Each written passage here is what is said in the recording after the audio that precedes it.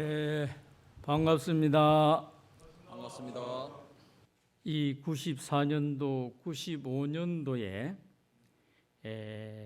종단 개혁이 일어났을 때, 이 학사가 안암 학사에 있을 때입니다.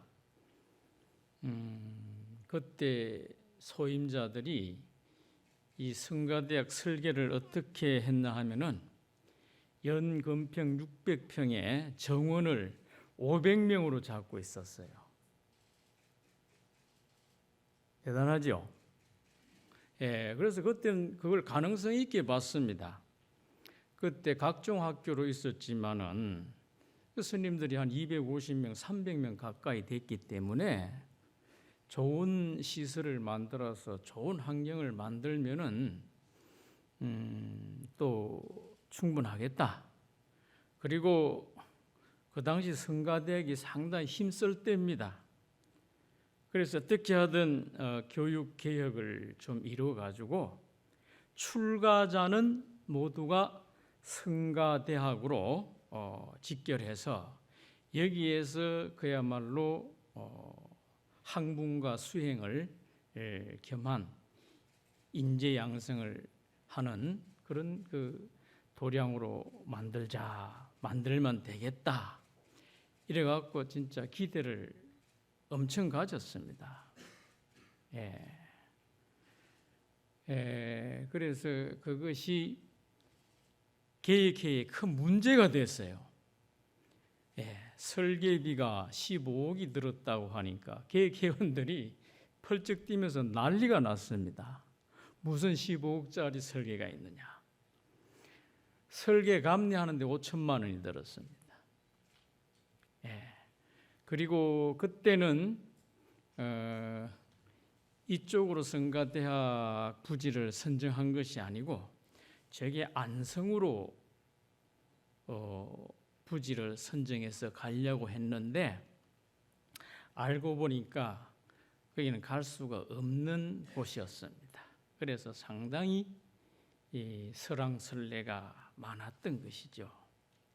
그래서 총동문회 회의를 해가지고 제가 총무처장으로 그냥 가장, 국장, 계장 거치지 않고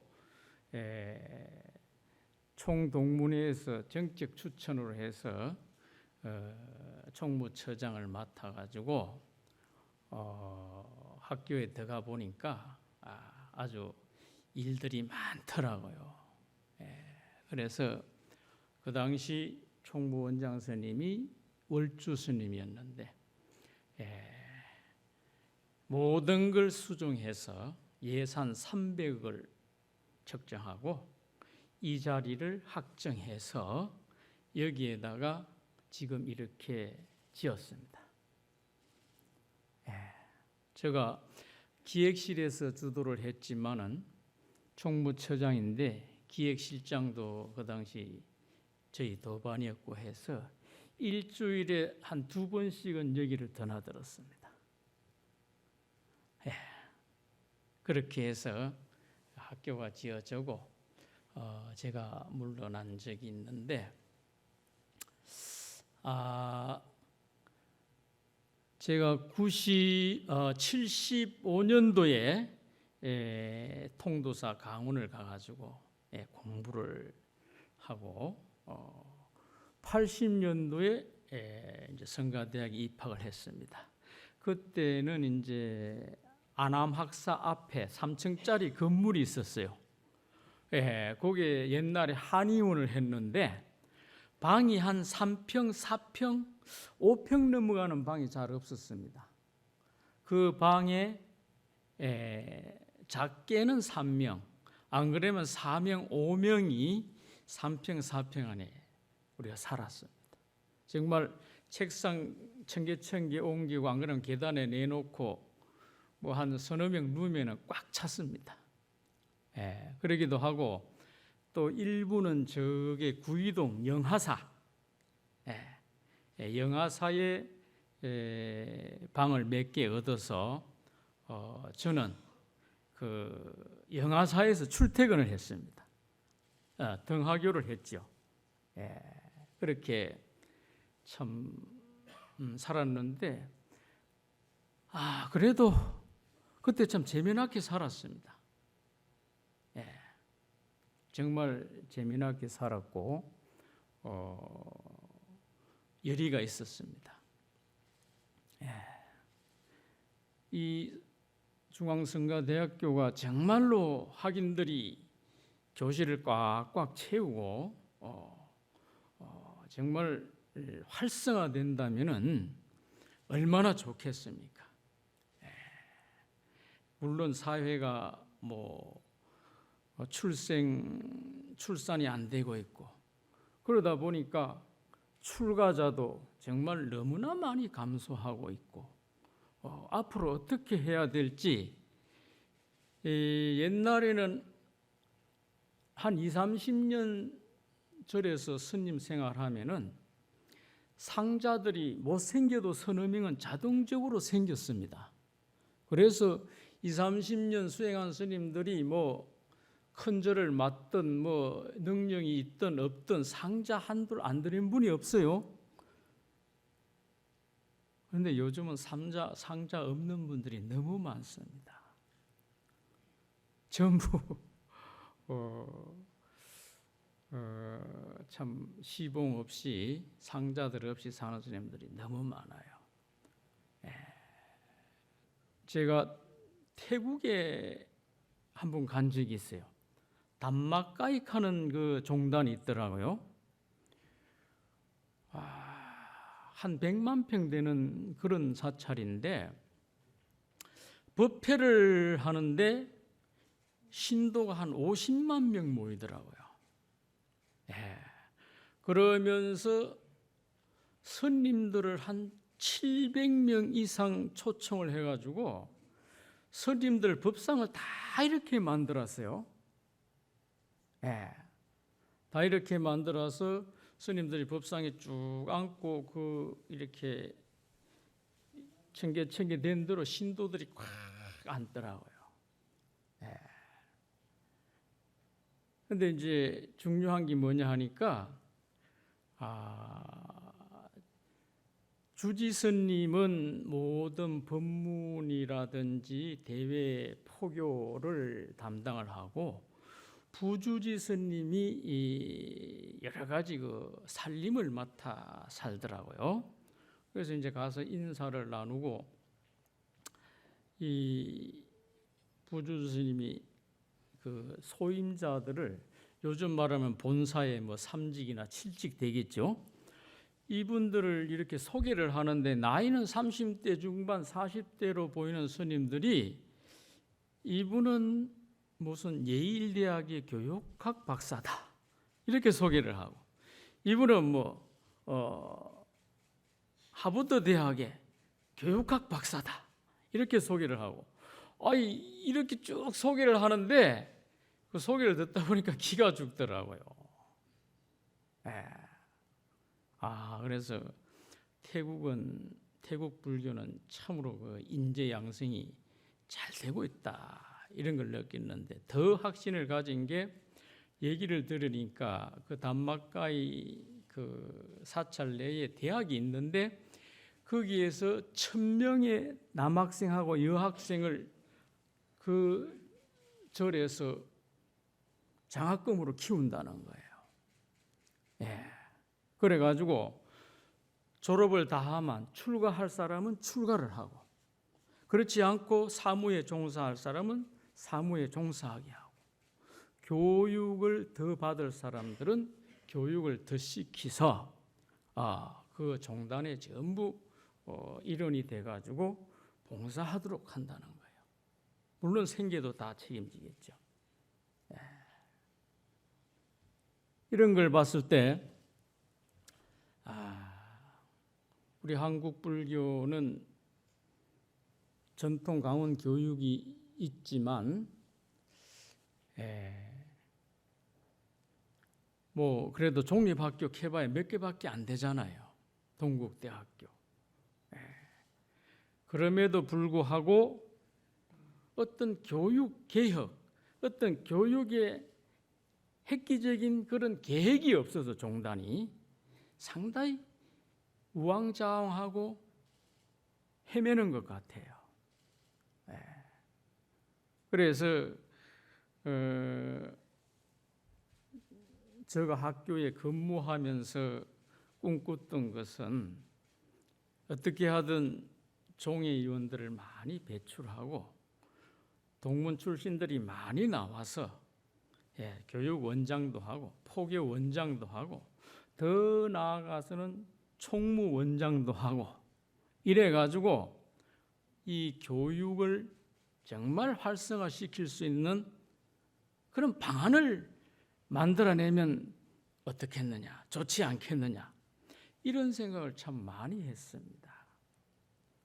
그랬는데 사실은 뜻대로 됐어요. 총무원장도 본교 출신이고 종회의장도 본교 출신이고 호계원장도 본교 출신이고 이 학교 총장 스님도 우리 본교 출신입니다. 그러고 우리 종단의 입법기구인 종회의원이 학교 출신으로 거의 30명에 달한다고 그래요. 사회 같으면 이런 조직으로 뭐를 못하겠습니까? 안 그렇습니까? 뭐든지 다 할 수 있을 겁니다. 전에 참 우리 불교의 정신적인 지주이시고 종정을 오래 하셨던 해인사의 백년암의 큰 스님께서 저희들이 그때는 성가대교에서 큰 스님을 찾아가지고 법문을 듣고 그랬습니다. 쭉 앉혀 놓으시고 법문을 하시면서 교육이라는 것은 이 해인사 대적강전의 기둥을 팔아서라도 교육은 해야 된다, 이런 말씀을 하셨어요. 그래서 저희들은 그때 굉장히 고무적이고 참 기쁘게 생각을 했죠. 그래서 참 그런 어른이 있는가 하면 저는 지금도 그런 바람이 있습니다. 정말 교육만이 살 길이 아니겠어요. 이 성가대학에서 차세대에 이 불교를 이끌어갈 인재가 배출이 안 되고 양성이 안 된다면 불교는 암담하다고 생각을 합니다. 아무리 큰 절이 많고 절이 여러 개고 해도 무엇하겠습니까? 이 시대를 이끌어가고 부처님의 해명을 잇고 진짜 역대 조사님들의 전등이 꺼지지 않게 이어갈 수 있는 우리 성가의 스님들이 배출이 안 된다면 무슨 소용이 있겠어요? 그래서 지금이라도 저는 우리 2000여 동문들도 좀 더 합심 단결하고, 지금 아까 말씀드린 대로 종단의 최고 수장, 입법부 수장, 사법부 수장, 또 많은 종의원들이 있습니다. 이분들이 우리 어떤 성가대학이라는 국소적인 단체 입장에 서지 말고 그야말로 거시적인 종단의 미래를 위해서 그 어떤 그 목적보다도 이 교육 발전에 의해서 이 교육 활성화를 위해서 머리를 맞대고 좋은 대안을 반드시 마련해야 된다고 그렇게 봅니다. 이 동문들이 2000여 명이 넘으면은 이 동문들만 잘 합심하고 동문들이 일치 단결하고 학교의 애정심을 가지고 정말 적극적인 그런 그 협력을 해준다고 해도 엄청난 그 참 학교가 효율적인 그런 그 힘을 받을 텐데, 그런 그 역할을 우리 동문회에서 해줘야 되고 그렇게 생각을 합니다. 제가 3기입니다. 3기 자랑을 좀 할게요. 3기가 83년도에 졸업했어요. 83년 졸업하고 지금 2019년이니까 몇 년 됐습니까? 36년 됐죠? 맞습니까? 예. 저희들은 졸업하고 그 해 동창회를 결성했습니다. 그때 우리는 성남 학사를 병합해가지고 3기 동창회 회원이 96명이 됐어요. 많죠? 예, 96명이 장학금을 그때 조성했습니다. 장학금을 조성해가지고 매년 학교에다가 300만 원 하고 총 동문회 회비 100만 원 하고 400만 원을 36년간 한 해도 빠지지 않고 냈습니다. 박수 제 안 됩니까? 39기 기수가 이렇게만 해줘도 학교에 큰 힘이 될 겁니다. 그런데다가 제가 3기 동창회장을 한 10년간 했습니다. 독재를 많이 했죠. 예. 그러면서 우리 총장 선생님이 잘 아실 겁니다. 36년간 뭐 동문회 또 선거관리위원장이라든지 감사위원장도 한 10년간 맡아 했어요. 그러다 보니까 학교 동문회, 학교 회의의 동문 중에 가장 많이 참석한 사람입니다.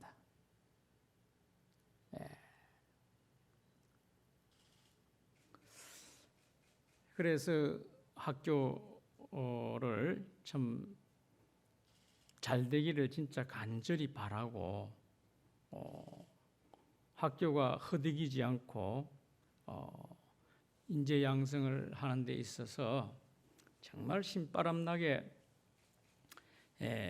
이렇게 굴러가고 또 우리 종단의 희망과 어떤 바람이 정말 여러분들에 의해서 정말 이루어질 수 있다라는 그런 참 희망이 생겼으면 하는데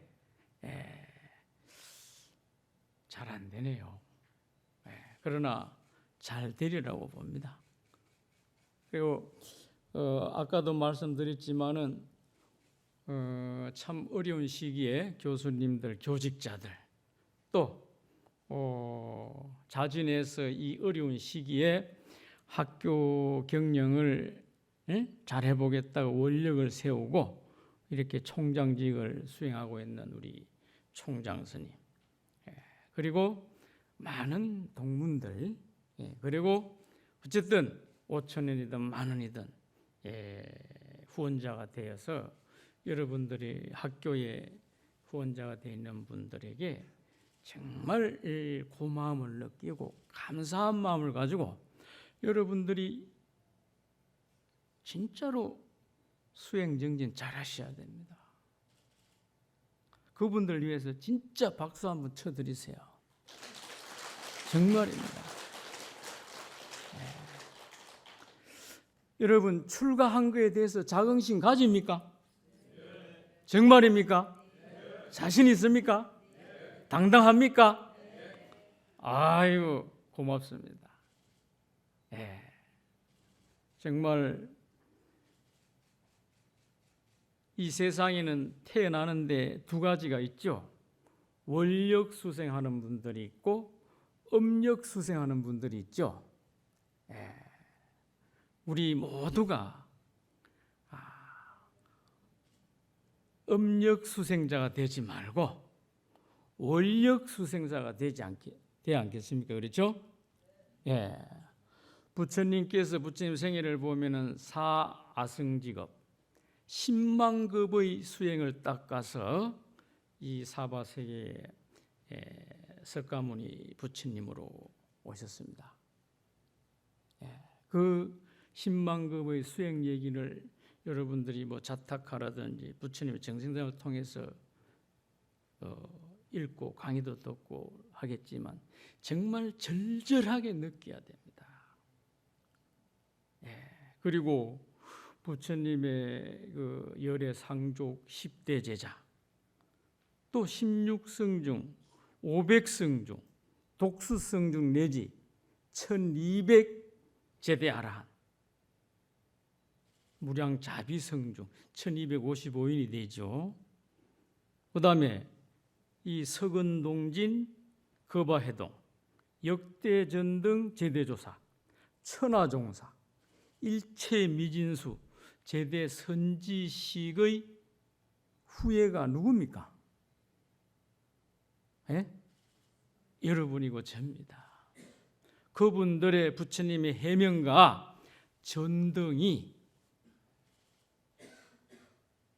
꺼지지 않고 중단되지 않고 정말 더욱더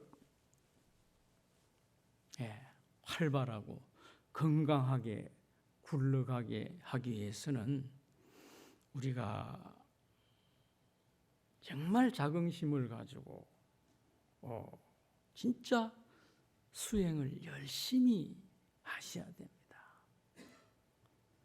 자긍심 가질만 하죠? 정말 그렇다고 거만하고 교만하고 자만하는 게 아니고 정말 출가 수행자로서 당당해야 됩니다. 저는 여러분들한테 책 2권을 좀 소개하고 싶습니다. 요 근래에 제가 그 책을 사보면서 얼마나 감동을 받고 감명을 받았는지 기뻐서 이루 말할 수가 없어요. 그 파리 성전협회에서 발간한 책이고 그 참 제가 불자로서 삼장법사라고 할 수 있는 전재성 박사가 의석을 한 겁니다. 테라가타. 이건 장로계죠. 장로계경이죠. 그 다음에 테리가타. 그렇죠? 장로니 계경이죠. 저는 이 2권을 읽으면서 때로는 울고 때로는 감정이 북받치고 한이심도 나고 그랬습니다. 여기에 보면은 부처님의 제자가 되기 위해서 그냥 되는 게 아닙니다. 정말 수없는 세월을 보시를 하고 계를 지키며 철저한 원력을 세우고 발언을 하고 서원을 해서 부처님 제자가 되는, 그래서 부처님과 동시대에 태어날 수 있는 그런 원력을 보고 너무 부끄러웠어요. 이거 내가 이래 살아서 되나? 그 중에서도 전불심 등 가섭존자하는 가사파 존자 편을 보니까요, 이분은 너무너무 대부호 집의 자제분인데 이상하게도 결혼을 안 하려고 그래요.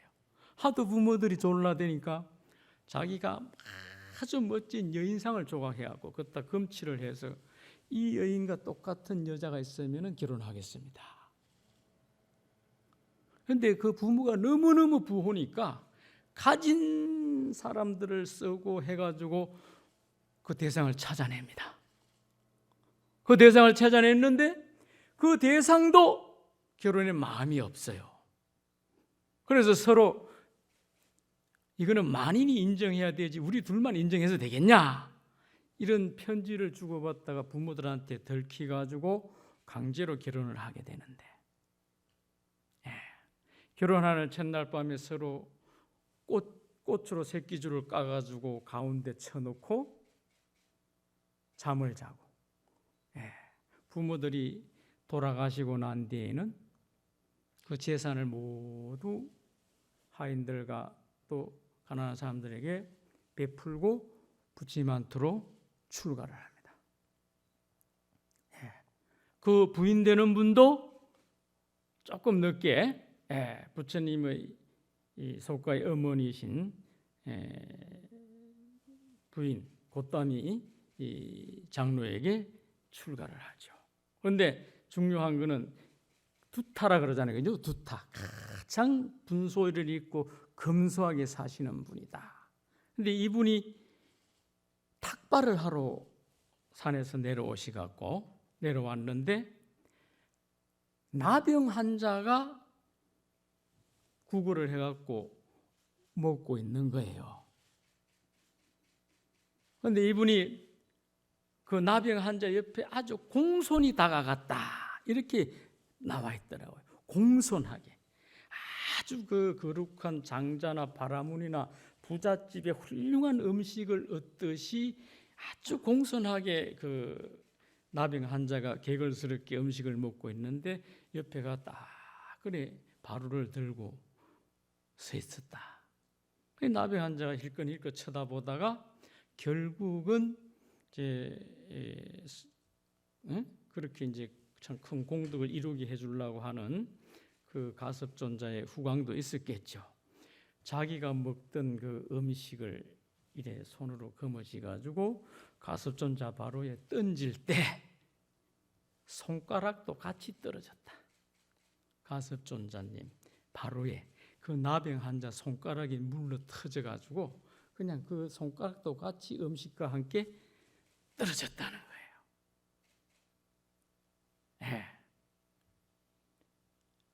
그래서 그 음식을 받으시고 조용한 담벼락에 앉으셔가지고 먹을 때나 먹고 나서나 그 가섭존자님 마음에 조금도 염오심이 일어나지 아니했다. 깨끗하다든지 더럽다라든지.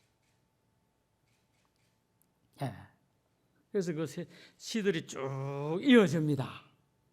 그런데 그 장로니기 비구니 스님들을 봐도요, 야, 그 아누빠마라는 처자는 얼마나 예쁜지요. 그 당시 왕자, 그 다음에 장자들, 자제들이 결혼하려고 청혼을 하는데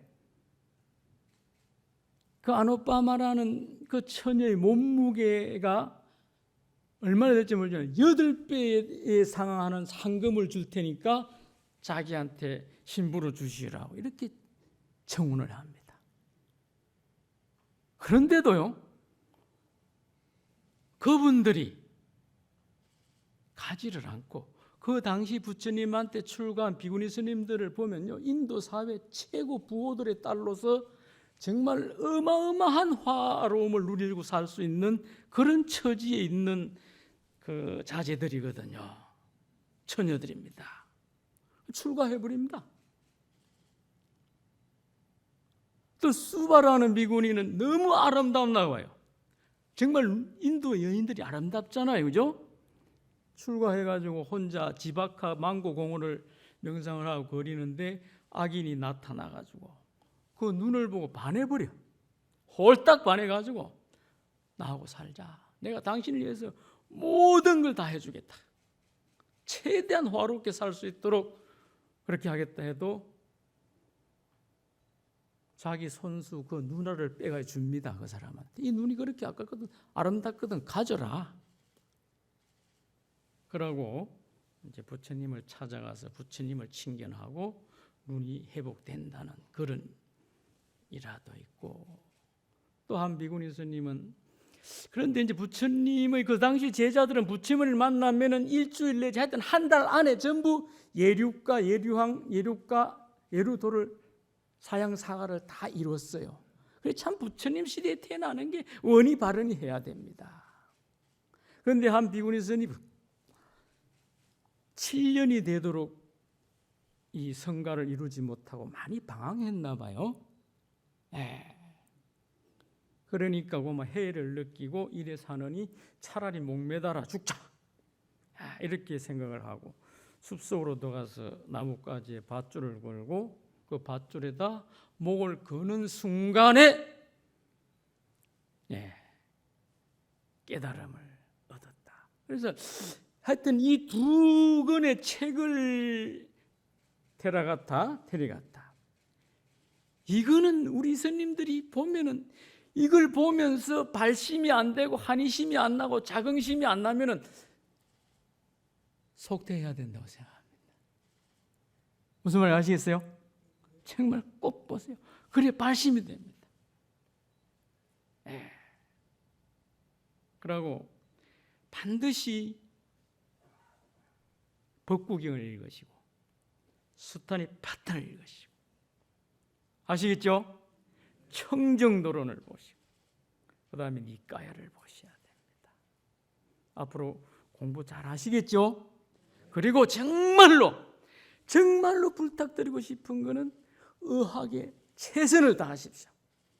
산스크리트, 팔리, 영어, 중국어, 티베트, 일본어 이렇게 공부 안 하고는 앞으로는 학문을 제대로 해낼 수가 없습니다. 아시겠죠? 정말 해야 됩니다. 그래서 이런 책들을 손에 놓지 마시고 여러분들 대학 졸업해갖고 여러분들이 이 사판성으로 간다든지 소위를 맡아 공부 못합니다. 여기 있을 때, 이 학교에 있을 때, 학생으로 있을 때 잠을 줄이고 허들의 시간 전부 줄이세요. 정말 열심히 하세요. 여러분들은 2700년 이 불교, 한국의 1700년 이 불교를 여러분들이 흥하게 하느냐 망하게 하느냐는 중차대한 책임을 지고 있습니다. 정말입니다. 그래서 서가구엄에도 금생에 미명심하면 적수도야 하는 사람, 금생의 마음을 밝혀내지 못하면 물방울 하나도 소화하기 어렵다 그랬어. 그리고 사람 몸 받기가 백천만급엔 안 좋은데 차신부량 금생도 하면 갱대하신 도차신하리. 알죠? 그죠? 다음 생은 보장 못해요. 여러분들이 원력수생으로 다음에 다시 이 가사를 읽고 머리를 깎고 출가자가 되려면은 시지부지에 살아갖고는 절대 안 됩니다. 제가 절집안에 부처님 시연을 지고 시주법을 먹고 그 50년 가까이 살았는데 그 결론은 이겁니다. 계를 지켜라. 계를 지키라 합니다. 수많은 스님들을 봐왔어요. 되는 스님, 안 되는 스님. 이 차이는 뭘까요? 부처님하고 약속을 지키느냐 안 지키느냐의 차이입니다. 아시겠습니까? 특히 4가지 바라이째, 빠라지까. 음행하지 말라, 살생하지 말라, 도둑질하지 말라. 뭔가 깨우치지도 못하면서 깨운 친척하고 아는 척하지 말라. 요 4가지를 범하면은 같이 살 수 없다 그랬어요. 산문 출송해야 돼요. 근데 요 4가지를 안 지키면은 부처님이나 보살님이나 호법 선신 중이나 자기 자신으로부터 이 문중에서 멸빈이 된다고 생각하면 돼요. 멸빈 알죠? 멸빈. 정말입니다. 그러고 어떤 일을 하려해도 안 됩니다. 아시겠어요? 요 4가지 바라지까 사바라이제만 252개는 모르겠어. 하여튼 요 4가지만을 지키면 여러분들은 원하는 걸 다 이룰 수 있고 절대 지옥엔 가지 않습니다. 반드시 성불하게 되어 있습니다. 반드시 부처님 회상에 다시 부처님 법을 만나게 되어 있습니다. 어떠한 일이 있어도 계는 지키자. 성복 있고 이 네 가지를 저지르는 어느 하나라도 저지르는 순간 자기는 이 문중에서 멸빈되는 겁니다.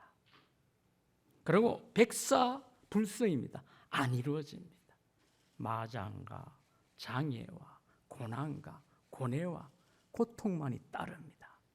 그런데 요거를 지키면은요 다 돼요. 안 되는 게 없어요. 그리고 정말 그 즐거움, 그 수용하는 복, 한량이 없습니다. 이게 제가 여러분들보다 부처님 밥 몇십 년 더 먹은 최후의 결론입니다. 아시겠죠? 정말로 지켜야 됩니다. 부처님과 약속을 꼭 지키십시오. 아시겠죠? 아이고, 마치도록 하겠습니다.